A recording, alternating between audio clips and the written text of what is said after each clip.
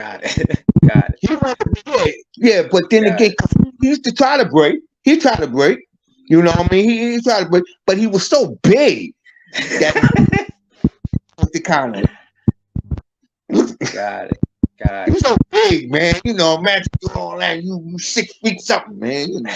Yeah. So would you say that it's like, is it safe to say that like because he wanted to break, he was like, well, I'm gonna find the records that's gonna make me feel that way. So that's gonna make the dancers feel that way.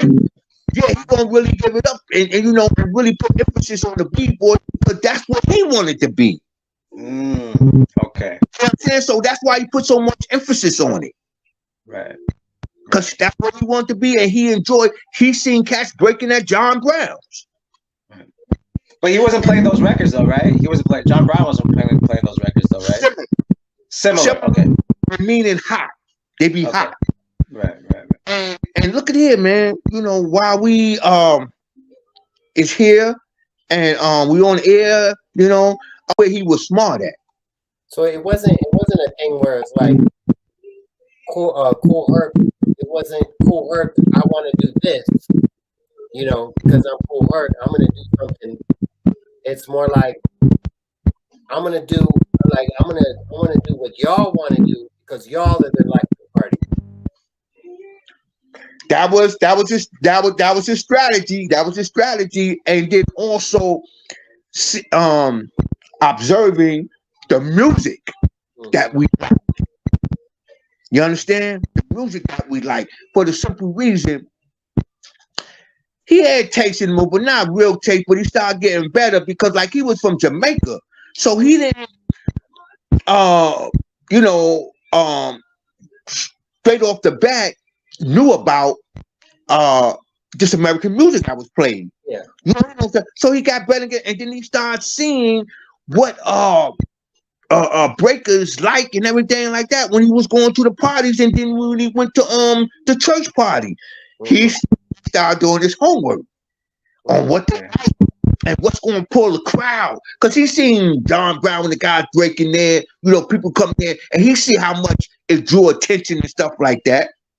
So he put it together and he was successful.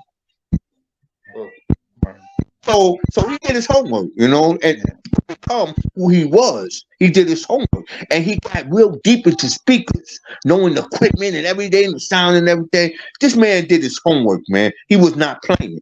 He was not. Now, when you talk about John Brown, right, and the tunnel, right, this tunnel club that they went to, the black spaces to hang out at, and stuff like that, right? All type of people. You know? So, you know, all you say like it was great. That's where Herc learned the hip hop from. He was going to a club called the Plaza Tunnel. All the gang members, the graffiti writers, they all used to go there. Everybody was breakdancing to James Brown and Jimmy Castor, Aretha Franklin. Yes. They was blending those breaks already. Herc tells you himself, he said, I'm watching everybody break and I want to be down with this. I want to learn this. He wanted to learn how to do the DJ work. Phase 2 will tell you this because Phase 2 taught Herc how to graffiti. Herc was a graffiti writer first. He took Herc around to the different clubs, the Plaza Tunnel, the Puzzle, the Psychedelic Shack, the Factory West. Once he caught that bug about wanting to be a DJ and do the hip hop and the breaking, he became a DJ. You had Smokey and the Smokatrons. That was the DJ before Herc. He had all the b-boys, all the breakers was at his parties first. But when Herc caught a ballroom, he got a ballroom, he rented it out, and he rented out in a spot where it was neutral. You couldn't go to other hip hop parties because gangs affiliated different cultures in different neighborhoods, so you couldn't just walk in and party and have fun. He had a central spot in a place where he got a spot where everybody could come to and enjoy hip hop. That's how he became big. Yep. And then he started doing what everybody else doing, taking the break beats, mixing them together, and he put them back to back. Where everybody was doing break beats between 2 records, Herc would add 2 more. He wasn't good at blending. He wasn't good at mixing. He would just play the records back to back to back. Okay. That was it. Okay. But he wasn't good as everybody else. But he did become the dominant DJ. From 73 to 77, each DJ had their turn. His turn influenced Flash and Bambaataa, who came from his parties. Flash was a b-boy. Now, right. And Melly Mel was the b-boy. Yeah, they was all b-boys. They all used to go to Smokey parties first. They all went to Smokey and the Smokatrons. The Smokatrons was a B-boy crew first. They went there first.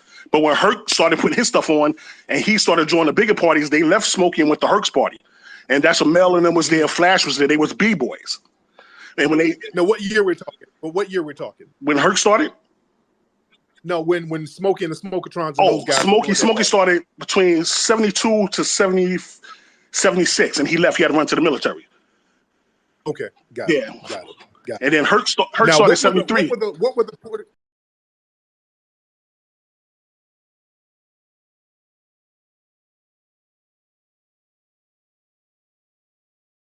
Q.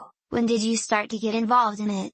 Herc. I started to get involved in it right after my house got burned down. I was going to parties back then, see? A place called the Tunnel and a place called the Puzzle, right on 161st Street, that was the first disco I used to party at.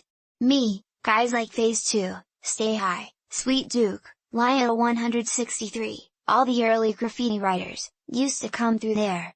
It's where we used to meet up and party at. Then, years later, there was this club, called Disco Fever. Disco Fever used to be right here on 167th. But before Disco Fever there was the Puzzle. That was the first Bronx disco. Q. So back then you still weren't playing? Herc. I was dancing, I was partying. Right around 1970, I'm in high school. Q. That was when b-boying was starting. Herc. Yeah, people were dancing, but they weren't calling it boying. That was just the break, and people would go off. My terms came in after I started to play, I called them b-boys. Guys just used to breakdance. Right then, slang was in, and we shortened words down. Instead of disrespect, you know, you dissed me. That's where that came from. Q. Who was the DJ in the Puzzle? Herc. You never used to see him, they was in a room. But the guys in the Tunnel, I knew them. This guy named John Brown, he used to go to my school, Alfred E. Smith. It's a store now, ain't no club no more. Now it's a shoe store. You know the cheat code was James Brown. Well, that's my man. Yeah. That's the father. Like Sex Machine. That's the father. Sex Machine. The brother, where I get that first repertoire records that I play is from, I heard Sex Machine when it was a place called the Rat Hole over on 3rd Avenue. Yeah. Was that a nice place to go, man? You call your club the Rat Hole. Yeah, Shit. I don't know how many people are in there. Yeah, oh yeah. And then from the Tunnel over 161st Street, right. He used to go to school with me. Alfred E. Smith's name was John Brown. And this is where, just begun. Jimmy Castor. Jimmy Castor. So did you make that? Did you discover that? I played more. I played on more of it. Right. From a lineup from John Brown. Oh, that's a great record. And I used to play this one, if you want to get into something, and a few other ones. And I was at the Tunnel. Right. On 161st Street. The original Tunnel. The original Tunnel. Right. And this first party, man, you had 20 records. Question. In addition to being one of the granddaddies of writing, you're one of the original b-boys. What do heads need to know about the history and evolution of the form? Phase 2, just like aerosol culture, was there before anyone even conceived of a thing called hip-hop. The party scene that existed before hip-hop basically got flipped into hip-hop. The party scene was going on in places like Rat Hole, The Shaft, House of Soul, Puzzle and Plaza Tunnel. DJs like John Brown would shout out over a James Brown song, "It's turnout time at the PT. Turnout time at the PT." That scene definitely set the stage for what became the b-boy. Plaza Tunnel was where this one cat named Walter introduced the drop, a move b-boys are still doing to this day. Those were the forums that existed.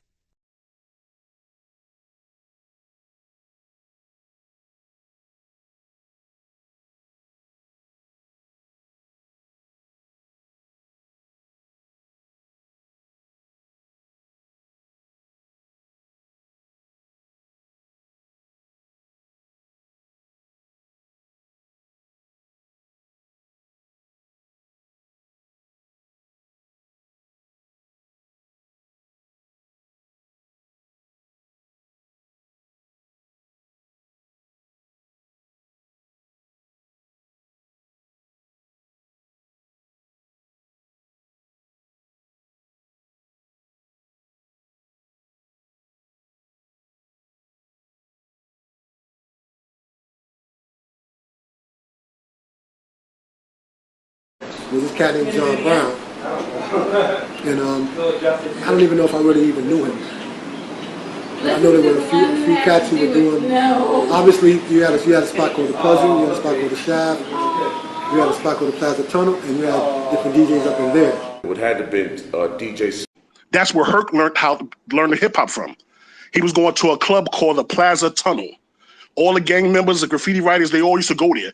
Everybody was breakdancing to James Brown and Jimmy Castor, Aretha Franklin. Yes. They was blending those breaks already. Herc tells you himself, he said, I'm watching everybody break and I want to be down with this. I want to learn this. He wanted to learn how to do the DJ work. Phase 2 will tell you this because Phase 2 taught Herc how to graffiti. Herc was a graffiti writer first. He took Herc around to the different clubs, the Plaza Tunnel, the Puzzle, the Psychedelic Shack, the Factory West. Once he caught that bug about wanting to be a DJ and do the hip hop and the breaking, he became a DJ. You had Smokey and the Smokatrons. That was the DJ before Herc. He had all the B-boys, all the breakers at his parties first. But when Herc caught a